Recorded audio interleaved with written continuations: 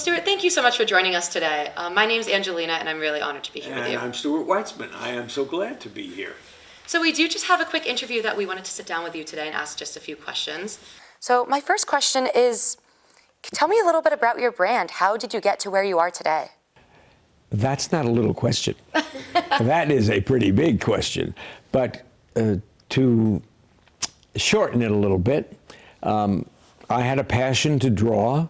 I was going to Wall Street. Something serendipitous happened that led me to design some shoes. Women loved them. And I thought, this is like when Frank Sinatra probably heard the first recording on the radio of his song. It was so exciting for me to see that something I made was being bought, enjoyed, reordered. It was successful. I said, I'm going to try it. And I started to build a brand, and that was my goal, to build a brand even before I perfected the product, even before that. And all of my publicity and advertising was brand building, name recognition on a high, high level. So I was particular to associate Stuart Weitzman with companies, events, and people that were very well established, very well known, and it dragged me along with them in a sense. Celebrities became my playground. They wore our shoes at all the award ceremonies, and recognition was given when you get women like Joan Rivers interviewing them, who, you know, the mouthpiece on her, and bragged about what shoes were being worn. There was an Academy Award event. This might have been the launch. And she asked Nicole Kidman, whose dress, of course, Valentino, and whose jewelry, and whose shoes you wearing with Stuart Weitzman. Then she moved on to Sandra Bullock. Similar questions, ended up with the same answer, Stuart Weitzman. And then she moved on to Angelina Jolie. This is on the red carpet, Oscar night, hundreds of million people watching. Whose shoes are you wearing? Stuart Weitzman.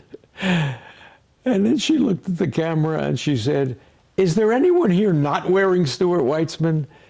And from that moment on, stores sought our product and other celebrities did, and it helped build our brand. And I did use super talent for things that would help me that I couldn't do myself. And I kind of learned this truism in our industry.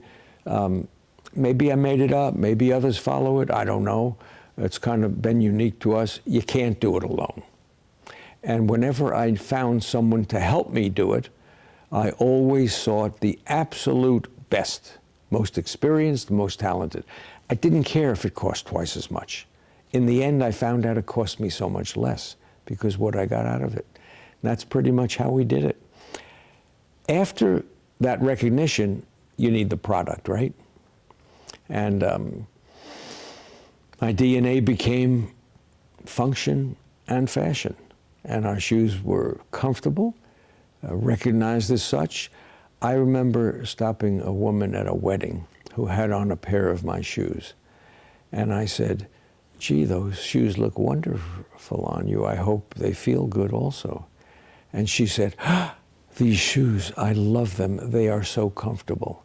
And they were a style that the normal response was, I love them, they are so beautiful, or they are so sexy, or they go with my dress. It went right to the way they felt. And that became our DNA. And when you have great marketing and recognition and a product that keeps your promise, because when you market, you're telling the world, we can do this, right? Isn't that what you're saying?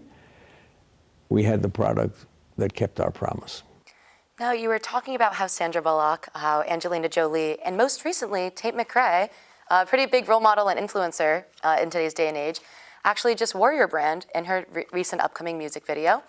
How has your brand kind of grown, seeing these influencers wear your brand? Well, they have been very helpful. They're part of me. I can't wear it. I'm not going to look great in it, so I needed some other people.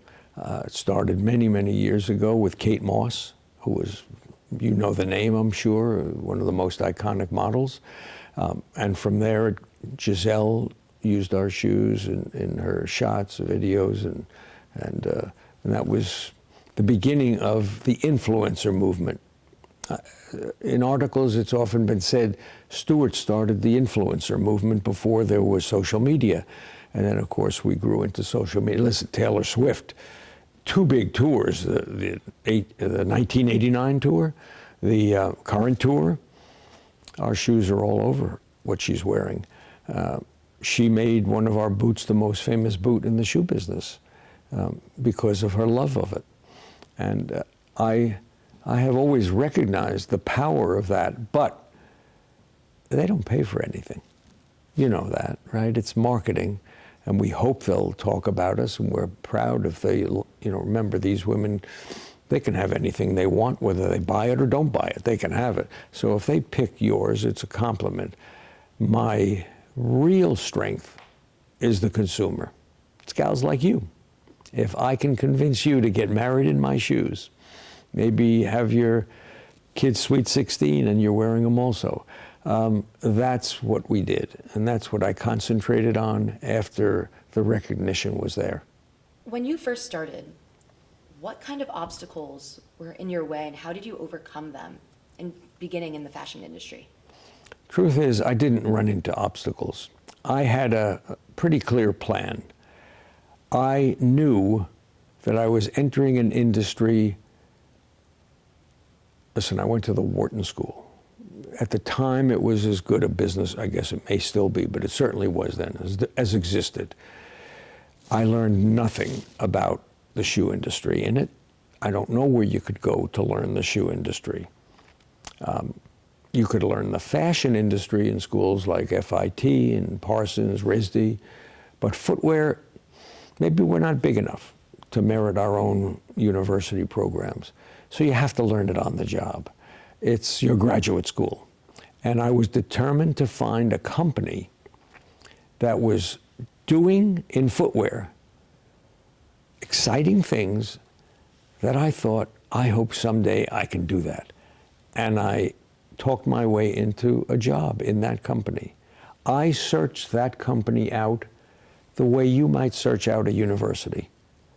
And I worked there 6 years. And that was my graduate school. And that's where I learned the trade.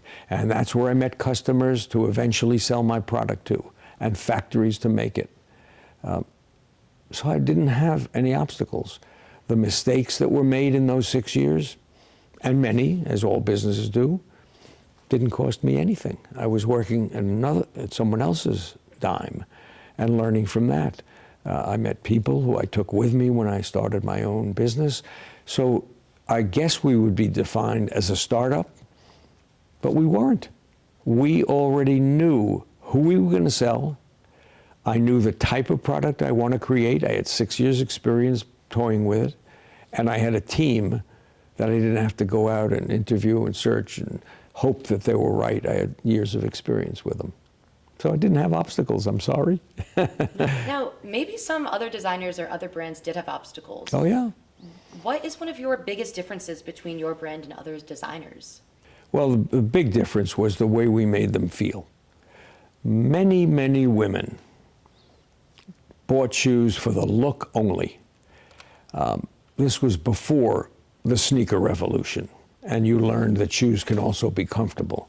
So before the sneaker revolution, you were stuck with shoes, quite honestly, almost exclusively designed by men who never had a chance to see how they felt and only could rely on, third hand. We call it hearsay, really. But I paid attention to that. And I kept hearing, oh, this kills my foot, but I love it, and it's this, and it's that. And I thought, there's a problem here. I'm going to solve this problem. And I tell you, if you can solve a problem in an industry, you've hit your home run. Just your first time at bat, if you solve the problem. And we solved that problem. We cushioned the shoes. We made them a little wider without them looking clumsy. When the toe was narrow, we lengthened it so it didn't pinch your toes. It was actually, the design was past the length of your toes. We did all the things necessary to make the most comfortable shoe for the height of heel it was in our industry. That's what separated us. I will tell you, There are gorgeous shoes on the market from many, many people. I often wonder, how the heck does a woman, you walk into Bloomingdale's, there are thousands of great looking shoes of all types. How do you decide? In the end, how they feel plays a big role, and that was what separated us. Now, your talk last night in the business school. Oh yes, that was great. Students loved it. You talked a little bit about sustainability. A little bit? Can you talk a little bit about that today? Well, yeah, the reason I only talked a little bit about it was, maybe, let me give you this example.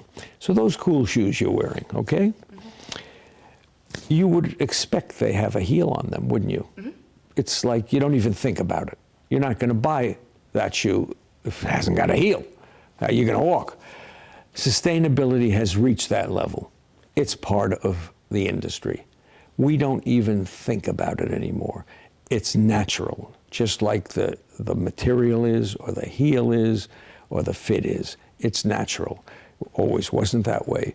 But the laws of Europe in particular, which are even more stringent than America, and we make our shoes in Spain, so we have to comply. The tanneries have to comply. The ornament makers have to. So almost everything in footwear today is sustainable and biodegradable and reusable.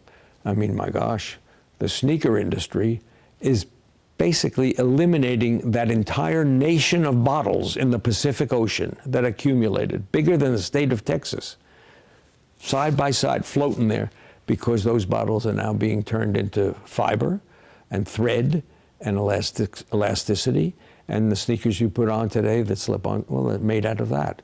So our industry just takes it for granted today. There's not really much to talk about anymore. 10 years ago, yes, but today it's not. We have no choice. We don't even think about it. Nobody offers us leathers that are chrome tanned, which is a very difficult product to get out of the environment. They're all vegetable tanned leathers today. They had to do what they needed to follow the law, and we have to do the same thing. Well, that was my last question for you today. Do you have anything else that you would like to add to this interview? Yeah, I think I'd like to say something. I do visit many universities. I'm very impressed with Elon, by the way. It's up there with those that I visit, and the students in particular.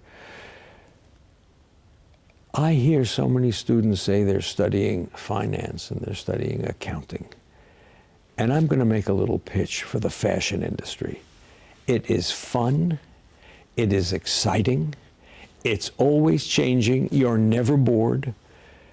And I was going to go into finance, so I have a feel of what that's about. And I can't imagine trying to pick stocks when I can make beautiful shoes for gals like you.